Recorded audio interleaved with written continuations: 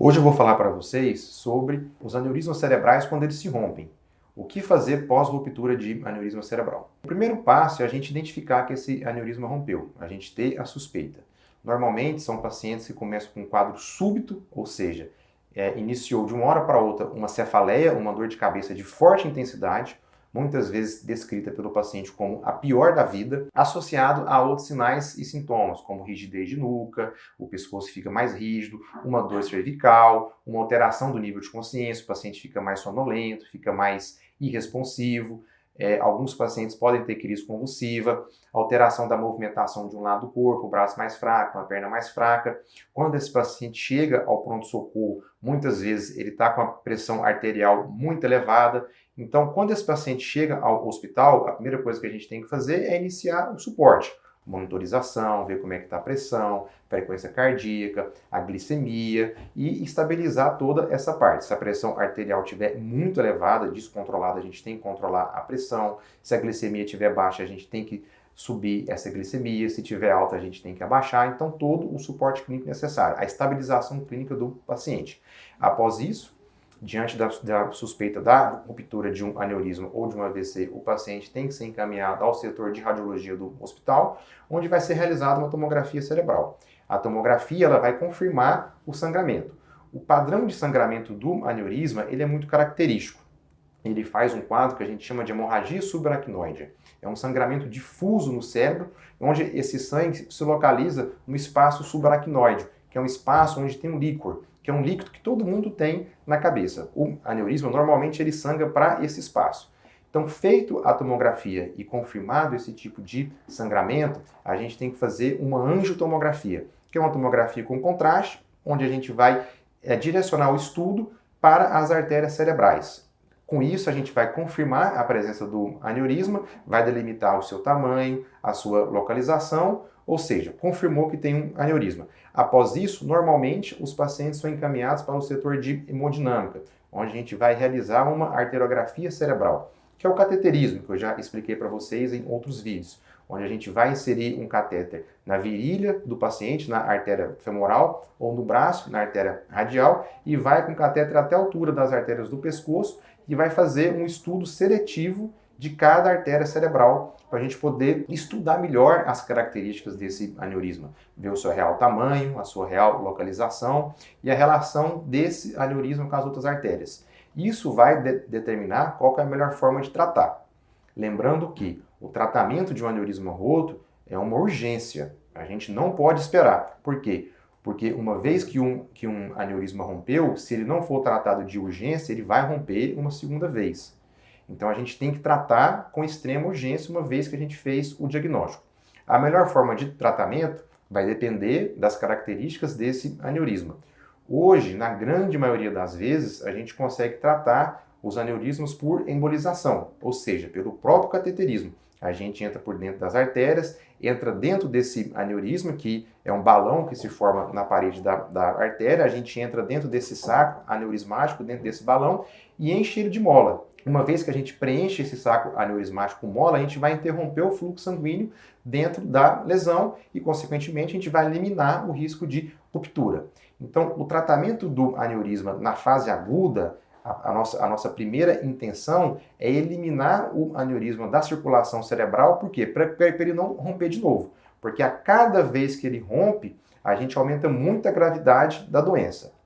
Beleza, passada essa etapa, a gente fez o diagnóstico e a gente tratou, a gente tem que encaminhar o paciente para os cuidados pós-operatórios. Lembrando também que, em alguns casos, a microcirurgia ela pode ser mais adequada, principalmente naqueles pacientes onde a gente tem uma hemorragia intensa, muitas vezes associado a coágulos, e esses coágulos determinam uma hipertensão intracraniana.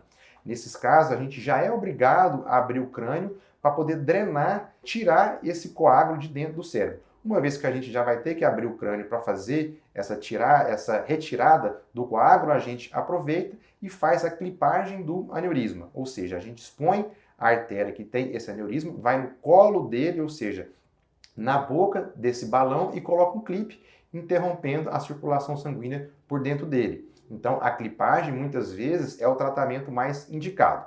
Mas enfim, a gente tratou esse aneurisma, seja por embolização, seja por clipagem, entra na fase de cuidados pós-operatório. A gente só diz que a batalha está ganha após ruptura de aneurisma no mínimo 14 dias após o evento. Por quê? Porque por mais que a cirurgia tenha sido um sucesso, o corpo vai lidar, o cérebro vai lidar com as consequências desse sangramento. A gente pode começar a ter reações do cérebro a esse sangramento e essas reações podem durar até 14 dias. A gente pode ter um quadro de hidrocefalia, que é o acúmulo desse líquido no cérebro, esse líquido que eu falei para vocês que é o líquor que todo mundo tem, esse líquido a gente está constantemente produzindo e absorvendo esse líquido. No contexto de uma hemorragia cerebral, de uma hemorragia subaracnoide, essa absorção ela fica mais lenta e o paciente começa a acumular esse líquido e fazer um quadro de hidrocefalia. Nesses casos, a gente tem que colocar um dreno no paciente, que é uma derivação ventricular externa. É um catéter que vai retirar o excesso de líquido, evitando um quadro de hipertensão intracraniana. Resolvido essa parte, o paciente tem que ir para a UTI e lá a gente vai começar a monitorizar uma outra complicação que é o vasoespasmo cerebral. O que é o vasoespasmo cerebral? As artérias, após o sangramento, a partir do terceiro dia, elas podem se contrair. E essa contração pode levar a um AVC isquêmico. O vasoespasmo cerebral é um dos grandes responsáveis pelas morbidades, ou seja, pelas complicações tardias pós-sangramento de aneurisma cerebral. É por isso que é fundamental que todo paciente vá para a UTI neurológica, seja monitorizado diariamente, exame neurológico diário, Doppler transcraniano diário, e na mínima suspeita de vasoespasmo cerebral, a gente tem que entrar com as medidas de tratamento. Elevar a pressão arterial, é o primeiro passo que a gente tem que fazer. Iniciar drogas para aumentar a vasodilatação das artérias. Hoje a gente usa muito a milrinona, é uma droga que ajudou muito no tratamento do vasoespasmo cerebral. E caso seja refratário a todas essas medidas, a gente tem que descer novamente com o paciente para a hemodinâmica, fazer um novo cateterismo, agora para entrar com balão e abrir essas artérias. Passado esses 14 dias, que é a fase crítica, o paciente estando bem, a gente começa a ficar mais tranquilo. A gente começa a falar para o paciente, para os familiares, que a gente venceu a batalha. Até 14 dias, não. Eu já vi pacientes, por exemplo, que começou a fazer vasoespasmo no 11º, no 12º dia. Isso é raro. Normalmente o vasoespasmo, ele começa no terceiro dia, vai até o 14º dia, mas o pico ali é no 7º dia até o 10º dia no máximo, mas em alguns casos pode acontecer mais tardio e eu já vi isso acontecer. Então, por conta disso que a gente fala que até o 14º dia a batalha ainda não está ganha. Passou esse processo, a gente vai entrar na fase de reabilitação. Ou seja, se o paciente ficou com alguma sequela, tem que iniciar fisioterapia, fonoaudiologia, para que o paciente volte a ter uma vida normal. Lembrando que grande parte dos pacientes que têm um aneurisma cerebral que rompeu, eles vão ficar com sequelas. Então essa parte de reabilitação é fundamental. Passou esse processo, o paciente está bem, em condição de alta hospitalar, ele vai para casa, mas o segmento com o neurocirurgião deve ser mantido. A gente tem sempre que acompanhar esse aneurisma e acompanhar o paciente, porque pode ter possibilidade desse aneurisma que foi tratado crescer de novo ou de surgirem outras lesões. Então é isso. Se você tem alguma dúvida, não deixe de se inscrever nesse canal, nos siga nas redes sociais, nos mande um direct e agende uma consulta com um especialista.